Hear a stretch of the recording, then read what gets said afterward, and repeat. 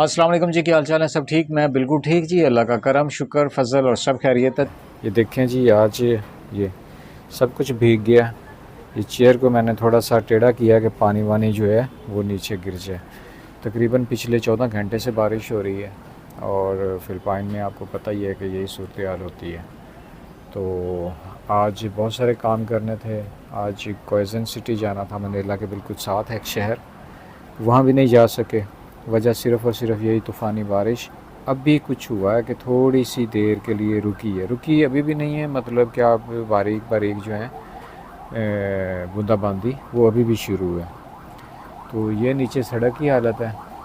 अच्छा, यहाँ पे जो सबसे अच्छी चीज़ है मैं आपको वो दिखा दूँ कि यहाँ पे जितनी भी बारिश हो जाए ना, यहाँ गली मोहल्ले में पानी खड़ा नहीं होता, फ़ौरन पानी निकल जाता है। मीन्स इनकी जो सड़कें हैं, इनकी जो रोड्स हैं, वो थोड़े ढलवान बने हुए हैं, मतलब बिल्कुल लेवलिंग में नहीं होते हैं। हमारे यहाँ जो होता है पानी जो है लोगों के घरों में चला जाता है, लेकिन यहाँ पे जितना बड़ा मर्ज़ी टाइफून तूफ़ान जो कुछ मर्ज़ी आ जाए, यहाँ पे का पानी जो है बिल्कुल खड़ा नहीं होता। ये मैं ज़रा नीचे आ गया हूँ, ये देखें, ये बाल्टी जो आपको नज़र आ रही है ये बिल्कुल खाली थी और बारिश के साथ जो है आधी से ज़्यादा हो गई है। बारिश नापने का क्या होता है तरीक़ाकार, मुझे तो पता नहीं है। तो ये देखें जी, ये है चमकती हुई गली, बिल्कुल बारिश है। पौधे जो हैं वो माशाल्लाह से अभी भी बारिश जो है वो गिर रही है मेरे ऊपर। गाड़ी का ये हो गया जी हालत, ये देखें माशाल्लाह से कितनी खिली खिली जो है हर चीज़, कितनी शफाफ धुली धुली खिली खिली नज़र आ रही है। अच्छा, इनके मैं रोड्स बता रहा था कि ये रोड आप देख रहे हैं जहाँ पे मैं खड़ा हूँ, ये ऊंचा है ये जगह, और जैसे जैसे हम आगे जाएंगे तो वो जगह जो है बिल्कुल ढलान की शक्ल में नीचे की तरफ होती है और पानी जो है सारा फिर यहाँ से होता हुआ सारा नीचे चला जाता है। आगे फिर इनका सेवरेज सिस्टम जो है वो बड़ा शानदार है, पानी की एक बूंद भी नहीं रुकती है। आपको एक चीज़ दिखाता हूँ, जब मैं पाकिस्तान से आया था ना तो मैं खजूरें लेके आया था, तकरीबन 3 से 4 किलो खजूरें थी, जो वो ईरानी खजूरें होती हैं बड़ी ज़बरदस्त। तो वो फिर फ़िलिपाइनियों ने बड़े शौक़ से खाईं और उनकी जो गुठलियाँ थी वो हमने फिर मुख्तलिफ़ जगह पे, यहाँ पे आप देख सकते हैं, यहाँ पे इस गमले के अंदर भी हमने डाली थी और नीचे भी काफ़ी जगहों पे हमने वो डाली थी। एक्सपेरिमेंट करना था कि यहाँ पे होती हैं कि नहीं होती। तो यहाँ पे जी बहुत शानदार तरीके से आप देख सकते हैं कि इनके जो तने हैं कितने बड़े बड़े हो चुके हैं। तो अब इन्हें नेक्स्ट जो है थोड़े से और अगर ये मजबूत होते हैं तो इन्हें फिर ट्रांसफ़र करेंगे और देखेंगे कि क्या रिज़ल्ट आता है। वैसे फ़िलिपाइन में खजूरें हैं लेकिन बहुत ज़्यादा नहीं हैं। कुछ इलाके जो थोड़े ज़्यादा गर्म हैं तो वहाँ पे खजूरें होती भी हैं। तो वैसे मैंने ज़्यादा यहाँ पे नहीं देखी हैं खजूरें।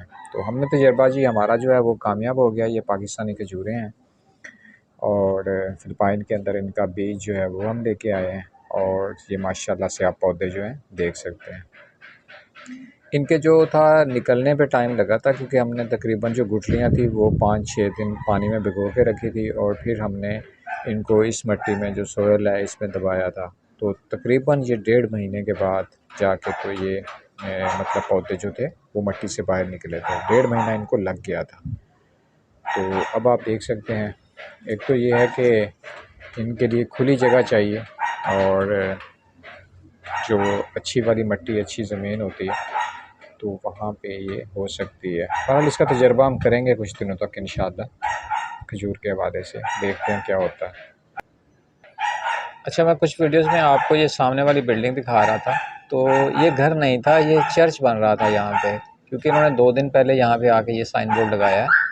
तो ये चर्च है जी, और मैं समझ रहा था कि यहाँ पे एक घर बनाया जा रहा है। गाइस, आपके घरों में अगर कुछ गमले वगैरह होते हैं या पौधे होते हैं तो जो अंडे के छिलके होते हैं, स्पेशली अंडे वाली जो स्किन होती है, ये आप देख सकते हैं, ये गमलों के अंदर आप फेंक सकते हैं। चाय की पत्ती जो होती है वो भी आप गमलों के अंदर फेंक सकते हैं। मैंने यहाँ पे आके इस तरह की बहुत सारी चीज़ों के बारे में जाना है। अंडे जो होते हैं, अंडे का छिलका जो होता है पौधों के लिए बहुत शानदार होता है। तो बजाय कि आप उसे एक कूड़े में फेंक दें या उसे वेस्ट कर दें, उसे ज़ाया कर दें, अगर आपके घर में पौधे हैं तो आप उनकी जड़ों के अंदर ये वाले जो अंडे के छिलके होते हैं, ये आप उनके जड़ों में या उनके नीचे जो है आप फेंक सकते हैं।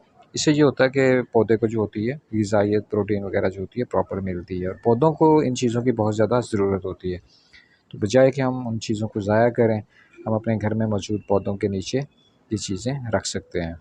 अच्छा, हमारे यहाँ ये होता है कि हम केला वेला खाते हैं, कोई छिलके वगैरह जो हैं वो भी हम जो है फेंक देते हैं। तो ये देखें यहाँ पे पौधा है और पौधा भी ये आप देख सकते हैं, हरा भरा पौधा, और इसकी जड़ों में केले के छिलके जो हैं वो रख दिए गए हैं। अब ये 2-4 दिन में सूख जाएंगे और फिर जो मिट्टी है, जो सोयल है, उसके साथ ये मिक्स होके ये खुद ही भी मिट्टी की शक्ल इख्तियार कर जाएंगे और फिर ये भरपूर पौधे के लिए खुराक या ग़िज़ा बन जाती है। तो ये छोटी-छोटी चीज़ें हैं जो कि इंसान टाइम के साथ-साथ सीखता है। इन चीज़ों का पहले इतना आइडिया नहीं था, लेकिन अब इन चीज़ों के बारे में काफ़ी ज़्यादा मालूमात जो है मुझे मिली हैं। तो मैं सोचता हूँ हमेशा कि मैं आप दोस्तों के साथ भी शेयर करूँ, और ताकि किसी का फ़ायदा हो सके, आपके इल्म में इज़ाफ़ा हो सके। तो दोस्तों, आज की वीडियो इतनी है और मुझे पूरा यकीन है कि आज की ये छोटी-सी वीडियो आप दोस्तों को ज़रूर पसंद आई होगी। अगर आप मेरी आइंदा वीडियोज़ देखना चाहते हैं तो मेरे चैनल को सब्सक्राइब ज़रूर कीजिएगा। साथ-साथ में बेल आइकन के ऊपर भी प्रेस कर दीजिएगा ताकि आप मेरे दोस्त रहें और मेरी आइंदा वीडियोज़ भी आप देख सकें। इंशाअल्लाह ताला बहुत जल्द एक प्यारी-सी, एक खूबसूरत-सी वीडियो में आपसे दोबारा मुलाकात होगी। तब तक अपना बहुत ज़्यादा ख़्याल रखिएगा और अपने इस चैनल का भी। अला निगहबान।